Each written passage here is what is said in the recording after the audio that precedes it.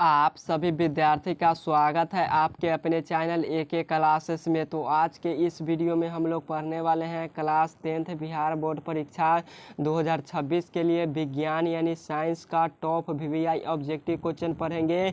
और यह टोटल के टोटल 20 वीवीआई ऑब्जेक्टिव क्वेश्चन है। अगर यह वीवीआई ऑब्जेक्टिव क्वेश्चन आप लोग फाइनल बोर्ड परीक्षा के लिए पढ़ लेते हैं तो हूबहू आपके 2026 में इन प्रश्नों में से बहुत सारा प्रश्न हूबहू लड़ ही जाएगा, क्योंकि इन टाइप के क्वेश्चन आपके बोर्ड परीक्षाओं में लगातार पूछा जाता है। तो यह 20 ऑब्जेक्टिव क्वेश्चन आपको पढ़ना काफ़ी ज़्यादा ज़रूरत है। तो चलिए आज का क्लास स्टार्ट करते हैं। और उससे पहले आप सभी विद्यार्थी से एक रिक्वेस्ट है कि आप सभी विद्यार्थी को हम यूट्यूब पर फ्री ऑफ कॉस्ट पढ़ाते हैं। तो आप सभी विद्यार्थी इस चैनल को सब्सक्राइब कर लीजिए और वीडियो को लाइक करके अपने दोस्तों के पास इस वीडियो को ज़रूर शेयर कर दीजिएगा, ताकि आपका दोस्त भी यह 20 most VVI important objective question को पढ़ पाए। तो वीडियो को तो शेयर करना बनता है।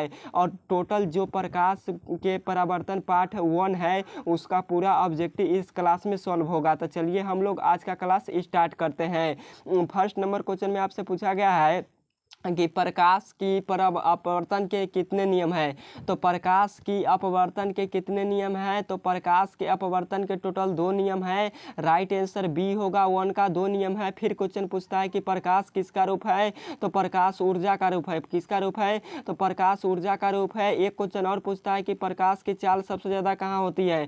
तो प्रकाश की चाल सबसे ज़्यादा कहाँ होती है। तो प्रकाश की चाल सबसे ज़्यादा निर्वात में होती है। और निर्वात में प्रकाश की चाल 3 × 10⁸ मीटर प्रति सेकेंड होती है, यानी 3 लाख किलोमीटर पर सेकेंड होती है। और प्रकाश की चाल सबसे ज़्यादा निर्वात में होती है। और सबसे कम कहाँ होती है। तो प्रकाश की चाल सबसे कम कहाँ होती है। तो कांच में होती है। तो ये भी क्वेश्चन बोर्ड परीक्षाओं में पूछा जाता है। तो ऐसा नहीं कि ABCD टिक करने से पढ़ लिए हम लोग, तो वैसे हमको नहीं पढ़ना है। बिल्कुल डीपली पढ़ना है और अच्छे तरीके से क्वेश्चन को रिवाइज कर करके पढ़ना है। ABCD हमको नहीं पढ़ना है। तो चलिए हम लोग नेक्स्ट नंबर क्वेश्चन की तरफ चलते हैं और सभी क्वेश्चन हम आपको अच्छे तरीके से बताएंगे। तो 2 नंबर क्वेश्चन में पूछा है कि प्रकाश कैसे गमन करता है। इंपॉर्टेंट क्वेश्चन है, पूछता है तो प्रकाश कैसे गमन करता है। तो क्या प्रकाश इस प्रकार से जाता है। तो प्रकाश ऐसे नहीं जाता है। प्रकाश एकदम सीधी रेखा में जाता है, यानी एक सरल रेखा में जाता है, एक सीधी में जाता है। तो राइट आंसर आपका ए होगा। प्रकाश सीधी रेखा में ही गमन करता है, एक सीध में जाता है, सीधा। तो आपको क्या करना है, याद रख लेना है। यह क्वेश्चन इंपॉर्टेंट है, आता है यह प्रश्न। अगला नंबर क्वेश्चन है 3 नंबर क्वेश्चन में पूछा है कि प्रकाश की चाल सबसे अधिक कहाँ होती है। अगर वहाँ आप लोग फर्स्ट वाले क्वेश्चन आप लोग समझे होंगे तो आपसे यह क्वेश्चन बन पाएगा। तो प्रकाश की चाल सबसे अधिक कहाँ होती है। तो निर्वात में होती है प्रकाश की चाल सबसे ज़्यादा। और प्रकाश की चाल निर्वात में कितना होती है। तो 3 × 10⁸ मीटर प्रति सेकेंड होती है। ये भी क्वेश्चन हम आपको बताए हैं और वेरी इंपॉर्टेंट यह क्वेश्चन है। और प्रकाश की चाल सबसे कम कहाँ होती है। तो कांच में होती है। और प्रकाश की चाल सबसे पहले किस वैज्ञानिक ने ज्ञात किया। मोस्ट इंपोर्टेंट क्वेश्चन है। तो प्रकाश की चाल सबसे पहले किस वैज्ञानिक ने ज्ञात किया। तो रोमर नामक एक वैज्ञानिक था, उन्हीं ने ही क्या किया था। तो प्रकाश के चाल को ज्ञात किया था सबसे पहले। तो आपको याद कर लेना है, यह क्वेश्चन वेरी इंपॉर्टेंट है। अगला नंबर क्वेश्चन है नेक्स्ट नंबर 4 नंबर क्वेश्चन में पूछा है कि प्रकाश तरंग का उदाहरण है। वेरी इंपॉर्टेंट क्वेश्चन है। तो प्रकाश तरंग का उदाहरण क्या है। तो विद्युत चुंबकीय तरंग है। राइट आंसर बी होगा 4 का। प्रकाश एक प्रकार का विद्युत चुंबकीय तरंग है, यानी प्रकाश से इलेक्ट्रिसिटी यानी करंट प्राप्त हो सकता है। तो आपको यह क्वेश्चन याद रख लेना है। क्यों बोलते हैं हम वीवीआई सभी क्वेश्चन है, क्योंकि आज के क्लास में हम चुनकर प्रश्न लाए हैं। 20 ऑब्जेक्टिव क्यों लाए हैं, क्योंकि चुनकर प्रश्न लाया गया है, वैसे प्रश्न जो बार बार आता है बोर्ड परीक्षाओं में। अगला नंबर क्वेश्चन है 5 नंबर क्वेश्चन में पूछा है कि परावर्तन के नियम से निर्धारित होता है। वेरी इंपॉर्टेंट क्वेश्चन है। तो परावर्तन के नियम से क्या निर्धारित होता है। तो आपको समझना पड़ेगा इस क्वेश्चन में, थोड़ा सा समझ लीजिए 1 मिनट टाइम देकर। तो मान लीजिए कि यह कोई समतल सतह है। क्या है। तो यह कोई समतल सतह है और यहाँ से क्या होता है। तो आपतित किरण आती है। क्या होती है। तो आपतित किरण आती है और यह जिस बिंदु पर टकराती है, यहाँ से इस बिंदु पर टकराने के बाद आप लोग ध्यान से देखिए, इस बिंदु पर टकराने के बाद यहाँ से क्या होती है। तो परावर्तित हो जाती है। क्या होती है। तो परावर्तित हो जाती है, यानी पुनः उसी माध्यम में चली जाती है। और बीच में क्या होता है, तो एक अभिलंब होता है। क्या होता है, तो एक अभिलंब होता है बीच में, और यह तीनों एक बिंदु पर आकर मिलती है। और जो अभिलंब और अपवर्तित किरण, अभिलंब और अपवर्तित किरण के कोण के बीच के क्या कोण बोलते हैं, तो कोण आर बोलते हैं। क्या बोलते हैं, तो अभिलंब और जो परावर्तित हुआ, यानी परावर्तित होने के बाद क्या हुआ, तो वह मुड़ गया, दूसरी ओर मुड़ गया, तो उसके बीच के कोण को आर बोलते हैं। और आपतन कोण क्या होता है, तो आपतन कोण आता है और अभिलंब, इसके बीच के कोण को क्या बोलते हैं, तो कोण आई बोलते हैं। क्या बोलते हैं, तो कोण आई बोलते हैं। क्या बोलते हैं, तो कोण आई बोलते हैं। इतना क्वेश्चन समझ में आया। तो हमारा क्या होता है, तो कोण आई इक्वल टू कोण आर होता है। क्या होता है, तो कोण आई इक्वल टू कोण आर होता है, यह यानी आपतन कोण इक्वल टू परावर्तन कोण के मान के बराबर होता है। तो आपके किस ऑप्शन में है, तो आपके हूबहू ए वाले ऑप्शन में है। तो राइट आंसर आपका ए होगा, आपतन कोण। आपतन कोण यानी आई, यह वाला कोण, यह वाला कोण ध्यान से देखिए, यह वाला कोण, और अपवर्तन कोण यानी परावर्तन कोण। अपवर्तन कोण क्या होता है, अपवर्तित हो जाता है, तो उसी को बोलते हैं परावर्तन कोण। तो परावर्तन कोण को आर से लिखते हैं, तो यह परावर्तन कोण हो जाता है। तो आपतन कोण इक्वल टू परावर्तन कोण। तो समझ में आया, तो आपको बिल्कुल समझ में आ गया होगा। अगला नंबर क्वेश्चन है 6 नंबर। 6 नंबर क्वेश्चन है कि किरणों के समूह को क्या कहते हैं। इंपॉर्टेंट क्वेश्चन है। तो किरणों के समूह को क्या कहते हैं, तो प्रकाश पुंज और किरण पुंज दोनों कहते हैं। राइट आंसर आपका सी वाला होगा 100%। आज 6 का आप लोग याद रखिएगा, ये भी क्वेश्चन इंपॉर्टेंट है। अगला नंबर क्वेश्चन है नेक्स्ट नंबर क्वेश्चन में आपसे पूछा है, यह क्वेश्चन वेरी वेरी इंपॉर्टेंट है। पूछता है कि गोलीय दर्पण के फोकसांतर और वक्रता त्रिज्या में क्या संबंध है। तो गोलीय दर्पण के फोकसांतर और वक्रता त्रिज्या में क्या संबंध है, तो फार्मूला होता है। क्या होता है, तो फार्मूला होता है एफ इक्वल टू यानी फोकस दूरी इक्वल टू r/2। क्या होता है, तो r/2 यानी वक्रता त्रिज्या। तो वक्रता त्रिज्या कितना होता है, तो आधा होता है फोकस दूरी के। तो आपको याद कर लेना है। तो यह जो आपके यह ऑप्शन में नहीं दिया है, यह फार्मूला होता है डायरेक्ट फोकसांतर और वक्रता त्रिज्या के बीच संबंध यह है। तो यह आपके ऑप्शन में नहीं दिया है। तो आपको क्या करना है, कुछ भी नहीं करना है, क्रॉस मल्टीप्लाई कर देना है। एफ के बगल में कुछ नहीं है, तो इसके बटा में 1 लिख सकते हैं। 1 से r में गुना कीजिएगा तो क्या होगा, r होगा, इक्वल टू है तो इक्वल टू देंगे। और जब आप लोग f से 2 में गुना कीजिए या 2 से f में गुना कीजिए, बतवा उतनी है, तो कितना आएगा, तो 2f आएगा। कितना आएगा, तो 2f आएगा। तो r इक्वल टू 2f किस ऑप्शन में है, तो r इक्वल टू 2f ए वाला ऑप्शन में है। तो राइट आंसर 7 का 100% ए वाला हो जाएगा। तो समझ में आया, बिल्कुल इंपॉर्टेंट क्वेश्चन है, पूछता है। अगला नंबर क्वेश्चन है नेक्स्ट नंबर कि काल्पनिक प्रतिबिंब हमेशा होता है। तो काल्पनिक प्रतिबिंब हमेशा कैसा होता है, तो यह सीधा बनता है हमेशा के हमेशा। 8 का राइट आंसर ये होगा, सीधा बनता है। फिर क्वेश्चन पूछता है कि काल्पनिक प्रतिबिंब को पर्दे पर उतारा जा सकता है कि नहीं। तो काल्पनिक प्रतिबिंब को पर्दे पर नहीं उतारा जा सकता है, क्योंकि यह सीधा बनता है। और वास्तविक प्रतिबिंब को पर्दे पर उतारा जा सकता है। क्या, तो वास्तविक प्रतिबिंब को हाँ पर्दे पर उतारा जा सकता है, क्योंकि वास्तविक प्रतिबिंब उल्टा बनता है। तो ये भी क्वेश्चन याद रख लेना है, वेरी वेरी इंपॉर्टेंट क्वेश्चन है। और काल्पनिक प्रतिबिंब का दूसरा नाम आभासी प्रतिबिंब है। यहाँ पे लिख देते हैं, आप लोग याद रखिएगा कि काल्पनिक प्रतिबिंब का दूसरा नाम आभासी प्रतिबिंब भी कहा जाता है। वेरी वेरी इंपॉर्टेंट क्वेश्चन है, याद रखेंगे। तो अगला नंबर क्वेश्चन की तरफ चलिए, काफ़ी ज़्यादा इंपॉर्टेंट क्वेश्चन है। बिल्कुल हमको सभी क्वेश्चन को डीपली पढ़ना है, अच्छे तरीके से पढ़ना है, एकदम बारीकी तरीके से। क्वेश्चन पूछा गया है आपसे कि हजामत के लिए किस दर्पण का उपयोग करते हैं। तो हजामत के लिए किस दर्पण का उपयोग करते हैं, तो हजामत के लिए अवतल दर्पण का उपयोग करते हैं। 9 का राइट आंसर ए होगा, अवतल दर्पण का उपयोग करते हैं। अब हम आपको कुछ क्वेश्चन बताते हैं जो आपको ध्यानपूर्वक रखना है याद। पहला क्वेश्चन पूछता है कि हजामत बनाने के लिए किसका प्रयोग करते हैं, तो अवतल दर्पण का। तो इसका राइट आंसर ए हो गया। आप क्वेश्चन पूछता है कि डॉक्टरी क्षेत्रों में किस दर्पण का उपयोग करते हैं। तो डॉक्टरी क्षेत्रों में भी अवतल दर्पण का प्रयोग करते हैं। दाढ़ी बनाने के लिए अवतल दर्पण का प्रयोग करते हैं। किसी भी वस्तु का छोटा प्रतिबिंब और बड़ा प्रतिबिंब और बराबर आकार का प्रतिबिंब बनाने के लिए भी अवतल दर्पण का प्रयोग करते हैं। अवतल दर्पण का उपयोग मोटर गाड़ी के अग्रदीप में भी किया जाता है। अवतल दर्पण का उपयोग गाड़ी के हेडलाइट बैकलाइट इसमें भी किया जाता है। अवतल दर्पण का उपयोग और डॉक्टर ये क्वेश्चन पूछता है कि रोगियों के नाक कान मुंह गले इत्यादि के जांच के लिए कौन सा दर्पण उपयोग है। तो रोगियों के कान नाक मुंह गले इत्यादि के जांच के लिए अवतल दर्पण का प्रयोग करते हैं। और अवतल दर्पण का प्रयोग सर्च लाइट का परावर्तक सतह के रूप में भी किया जाता है। और दांत को यानी दांत को साफ करने के लिए किस दर्पण का उपयोग करते हैं, तो अवतल दर्पण का उपयोग करते हैं। तो इतना जगहों पर अवतल दर्पण का उपयोग होता है। तो यह सभी के सभी क्वेश्चन हम आपको याद रखना है। यह सभी के सभी क्वेश्चन पूछे जाते हैं और कई बार पूछे गए हैं। आप फिर क्वेश्चन पूछता है कि समतल दर्पण का उपयोग कहाँ करते हैं, तो समतल दर्पण का उपयोग एक से अधिक प्रतिबिंब बनाने में करते हैं। समतल दर्पण की फोकस दूरी अनंत होती है। समतल दर्पण द्वारा बना प्रतिबिंब किसी भी वस्तु के बराबर आकार का बनता है। किस आकार का, तो समतल दर्पण द्वारा बना प्रतिबिंब वस्तु के हमेशा बराबर आकार का बनता है, यानी वस्तु जितना बड़ा है उसका प्रतिबिंब उतना ही बड़ा बनेगा। आपको यह समतल दर्पण कहाँ देखने को मिलता है, तो यह आपको घर जो आईना होता है, मिरर होता है, आप लोग अपना चेहरा देखते हैं फेस को, उसी में मिरर में आपका कैसा प्रतिबिंब बनता है, तो बराबर। ऐसा ना कि यदि आपका मुंह 6 फीट लंबा है तो समतल दर्पण में 6 फीट लंबा दिखाएगा। ऐसा ना कि जो आपका मुंह है 10 फीट का तो उसमें दिखाई देगा 20 फीट का, ऐसा नहीं होता है। जितना बड़ा आपका मुंह है उतना ही बड़ा समतल दर्पण में दिखाई देता है। तो यह क्वेश्चन समझ में आया। फिर पूछता है कि उत्तल दर्पण का उपयोग कहाँ करते हैं, तो उत्तल दर्पण का उपयोग कहाँ करते हैं, तो उत्तल दर्पण का उपयोग किसी भी वस्तु का हमेशा छोटा प्रतिबिंब बनाना हो तो हम लोग करते हैं उपयोग उत्तल दर्पण का।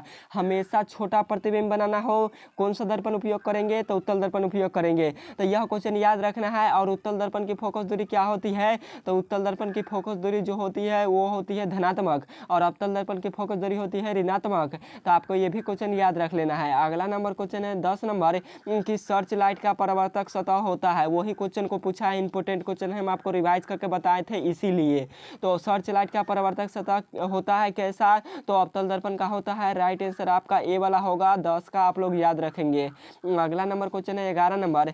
11 नंबर वाला क्वेश्चन थोड़ा सा लंबा है, तो आपको क्या करना है, अच्छे तरीके से आपको इसको पढ़ना है और ध्यान से देखना है ताकि आपसे फाइनल बोर्ड परीक्षा में क्वेश्चन बन पाए। यहाँ पे क्वेश्चन पूछा है कि निम्नलिखित में से कौन सा उत्तल दर्पण की दूरी है। उत्तल दर्पण की दूरी क्या होती है, तो उत्तल दर्पण की दूरी +4 यानी पॉजिटिव होती है, और जिसकी वो कर्ता त्रिज्या क्या दिया है, तो वो कर्ता त्रिज्या दिया है। और आपसे क्या पूछा है कि उत्तल दर्पण की फोकस दूरी क्या होगी, तो उत्तल दर्पण की फोकस दूरी क्या होगी, तो वो कर्ता त्रिज्या की आधा होगी, यानी वो कर्ता त्रिज्या 8 सेंटीमीटर है, तो उत्तल दर्पण की फोकस दूरी क्या होगी 4 सेंटीमीटर, यानी आधा हो जाएगी। तो 32 सेंटीमीटर का आधा कितना होता है, तो 16 सेंटीमीटर होता है। तो राइट आंसर आपका हो जाएगा 16 सेंटीमीटर, आपका राइट आंसर हो जाएगा 11 का। तो किस ऑप्शन में है, तो +16 सेंटीमीटर होगा, क्योंकि आपसे क्वेश्चन में पूछा है उत्तल दर्पण। अगर अवतल दर्पण पूछ देता क्वेश्चन में यहाँ पे, तो अवतल दर्पण पूछता था माइनस में हमारा 16 सेंटीमीटर हो जाता, अगर अवतल दर्पण पूछता तब। तो बिल्कुल कंफ्यूज नहीं रहना है, आपको यह क्वेश्चन बना लेना है। अगला नंबर क्वेश्चन है नेक्स्ट नंबर 12 नंबर क्वेश्चन में आपसे पूछा गया है कि निम्नलिखित में से किस दर्पण की फोकस दूरी धनात्मक होती है। तो जस्ट अभी बताए हैं कि निम्नलिखित में से कौन सा दर्पण है जिसकी फोकस दूरी धनात्मक होती है, तो उत्तल दर्पण की फोकस दूरी धनात्मक होती है। 12 का राइट आंसर बी होगा। अवतल दर्पण की फोकस दूरी ऋणात्मक होती है, यानी माइनस चार्ज होता है, निगेटिव होता है अवतल दर्पण का फोकस दूरी, और उत्तल दर्पण की फोकस दूरी पॉजिटिव होता है। एक क्वेश्चन पूछता है अक्सर बोर्ड परीक्षाओं में कि समतल दर्पण की फोकस दूरी क्या होती है, तो समतल दर्पण की फोकस दूरी अनंत होती है। क्या होती है, तो अनंत होती है समतल दर्पण की फोकस दूरी। तो ये भी क्वेश्चन आपको याद रख लेना है, वेरी वेरी इंपॉर्टेंट क्वेश्चन है। अगला नंबर क्वेश्चन है कि समतल दर्पण की फोकस दूरी होती है, वही क्वेश्चन है। तो समतल दर्पण की फोकस दूरी क्या होती है, तो अनंत होती है, जस्ट बताए हैं। 13 का राइट आंसर ए वाला हो जाएगा 100%। अगला नंबर क्वेश्चन है 14 नंबर। 14 नंबर क्वेश्चन में आपसे यहाँ पे पूछा गया है कि समतल दर्पण द्वारा बना प्रतिबिंब वस्तु के किस आकार का होता है। तो समतल दर्पण द्वारा बना प्रतिबिंब वस्तु के हमेशा किस आकार का होता है, तो हमेशा वस्तु से बराबर आकार का प्रतिबिंब बनता है समतल दर्पण में। तो हम आपको बताए थे, तो राइट आंसर आपका सी वाला होगा 14 का, बराबर आकार का प्रतिबिंब बनता है समतल दर्पण में। नेक्स्ट नंबर क्वेश्चन है 15 नंबर की दाढ़ी बनाने में कौन सा दर्पण उपयुक्त है। तो हम आपको बताए थे वहाँ पे रिवाइज करके क्वेश्चन में, तो दाढ़ी बनाने में कौन सा दर्पण उपयुक्त होता है, तो अवतल दर्पण उपयुक्त होता है। 15 का राइट आंसर ये होगा अवतल दर्पण। इसीलिए हम 100% आपको रिवाइज करके पढ़ाते हैं, ताकि हमारा विद्यार्थी से एक भी क्वेश्चन ना छूटे। तो रिवाइज करके पढ़ना जरूरी है। ABCD टिक करने में नहीं मज़ा आता है, ऐसा नहीं कि ABCD टिक करा दिए हो गया, और इसे हमको नहीं पढ़ना है, हमको बारीकी डीपली तरीके से पढ़ना है।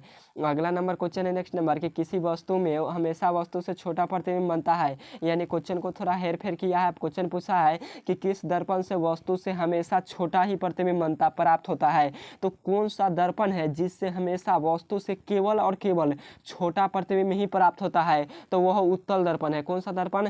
तो वह उत्तल दर्पण है जिससे वस्तु से हमेशा छोटा प्रतिबिंब प्राप्त होता है, तो आपको याद रखना है। अगला नंबर क्वेश्चन है 17 नंबर की अवतल दर्पण की फोकस दूरी होती है, तो अवतल दर्पण की फोकस दूरी क्या होती है? तो ऋणात्मक होती है। राइट आंसर आपका 17 का बी वाला होगा, ऋणात्मक होती है। अवतल दर्पण की फोकस दूरी, उत्तल दर्पण की फोकस दूरी धनात्मक होती है, तो ये भी क्वेश्चन याद रखना है। अगला नंबर क्वेश्चन है नेक्स्ट नंबर, यहाँ पे क्वेश्चन आपसे पूछा गया है, क्वेश्चन में आपसे पूछा है कि एक गोलीय दर्पण की फोकस दूरी प्लस 20 सेंटीमीटर है। क्या है?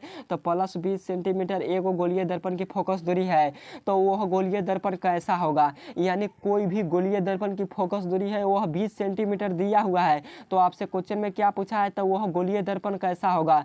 तो आपको कुछ भी नहीं करना है। अगर आपका वो क्या दिया रहे, आपके फोकस दूरी दिया रहे और आपसे पूछ दे कि वह गोलीय दर्पण कैसा हो, तो आपको देखना है कि प्लस में है कि माइनस में। तो अगर प्लस में है तो वह उत्तल दर्पण होगा, और माइनस में होगा तो अवतल दर्पण होगा, क्योंकि अवतल दर्पण की फोकस दूरी ऋणात्मक होती है, निगेटिव होती है, और उत्तल दर्पण की फोकस दूरी पॉजिटिव होती है, यानी प्लस होती है। तो आपको याद रखना है। तो प्लस में 20 सेंटीमीटर दिया है, तो आपका राइट आंसर आपका हो जाएगा, आपका राइट आंसर हो जाएगा ए वाला। क्या हो जाएगा? तो उत्तल दर्पण हो जाएगा आपका राइट आंसर, क्योंकि उत्तल दर्पण की फोकस दूरी धनात्मक होती है, प्लस चार्ज होती है। तो प्लस भी दिया है 20 सेंटीमीटर, तो आपका राइट आंसर हो जाएगा। अगर हम देंगे माइनस में 20 सेंटीमीटर, तो यह कौन सा दर्पण होगा? आप लोग कमेंट बॉक्स में इस क्वेश्चन का आंसर कीजिएगा। आज के इस वीडियो में यही कमेंट बॉक्स में आपको बताना है कि माइनस 20 सेंटीमीटर किसी गोलीय दर्पण की फोकस दूरी है, तो वह गोलीय दर्पण कैसा होगा, यानी किस प्रकार का होगा, कौन सा गोलीय दर्पण होगा, आपको बताना है। और गोलीय दर्पण टोटल दो प्रकार का होता है, एक अवतल दर्पण और दूसरा उत्तल दर्पण। तो आपको यह भी क्वेश्चन याद रखना है। अगला नंबर क्वेश्चन है 19 नंबर।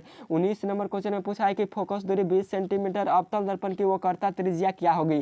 आपसे क्वेश्चन में हूबहू पूछा है वो कर्ता त्रिज्या, तो वो कर्ता त्रिज्या का फार्मूला याद होगा तो आपसे क्वेश्चन 100% बनेगा और कभी भूल नहीं पाइएगा। हम आपको इस तरह से बताते हैं। तो वो कर्ता त्रिज्या का फार्मूला क्या होता है? तो एफ इक्वल टू होता है आपका r/2, यानी फोकस दूरी इक्वल टू होता है r/2। तो आपको यह फार्मूला याद कर लेना है, इसी फार्मूला पर बनेगा।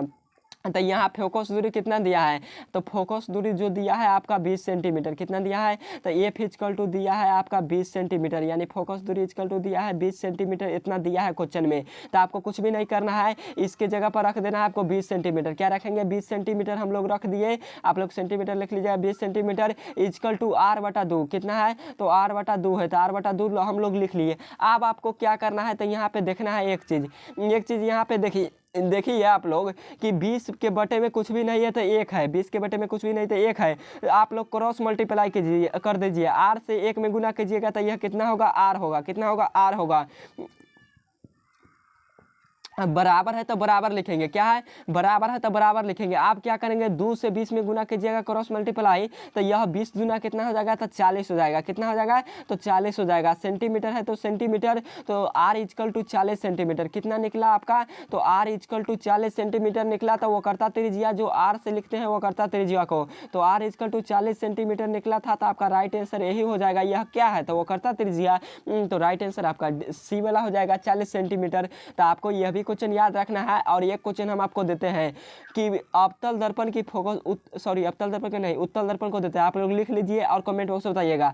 उत्तल दर्पण की फोकस दूरी 10 सेंटीमीटर है। क्या है? उत्तल दर्पण की फोकस दूरी 10 सेंटीमीटर है, तो आपको वो कर्ता त्रिज्या निकाल कर बताना है। यह क्वेश्चन आप लोग लिखिए कि अवतल दर्पण उत्तल दर्पण की फोकस दूरी 10 सेंटीमीटर है, तो उसका वो कर्ता त्रिज्या क्या होगा? आप लोग निकाल कर कमेंट बॉक्स में बताइएगा। अगला नंबर क्वेश्चन है 20 नंबर। 20 नंबर क्वेश्चन है कि उत्तल दर्पण में आवर्धन का महत्तम मान होता है। इंपॉर्टेंट क्वेश्चन है, हूबहू 2026 पेपर में आएगा। तो उत्तल दर्पण के आवर्धन का महत्तम मान कितना होता है? तो 1/2 होता है। राइट आंसर आपका सी वाला हो जाएगा, 1/2। तो आप लोग इस क्वेश्चन को जरूर याद रखिएगा। तो आज का क्लास कैसा लगा आप लोग जरूर बताइएगा। और यह 20 ऑब्जेक्टिव प्रकाश का परावर्तन पार्ट 1 फिजिक्स का यानी भौतिकी का जो इंपॉर्टेंट क्वेश्चन था हम आपको बता दिए। कुछ क्वेश्चन और बचा हुआ है इस चैप्टर का, वो भी हम आपको करा देंगे। बाकी इंपॉर्टेंट सभी क्वेश्चन हम बता दिए। तो आपको क्या करना है? अच्छे तरीके से पढ़ लेना है। और यह क्लास कैसा लगा जरूर बताइएगा। और आप लोग जो क्वेश्चन हम बोले हैं कमेंट बॉक्स में बताने के लिए कि 10 सेंटीमीटर की फोकस दूरी उत्तल दर्पण की क्या होगी, वो कर्ता त्रिज्या कैसा होगा, आपको बताना है। तो आप लोग जरूर बताइएगा कमेंट बॉक्स में। तो ओके बाय, फिर मिलेंगे नेक्स्ट वीडियो के साथ। किसी प्रकार का डाउट हो तो कमेंट बॉक्स में जरूर बताइएगा, और आज का क्लास कैसा लगा एक कमेंट जरूर कर दीजिएगा, और चैनल को सब्सक्राइब, वीडियो को लाइक शेयर कमेंट जरूर कीजिए। बाय।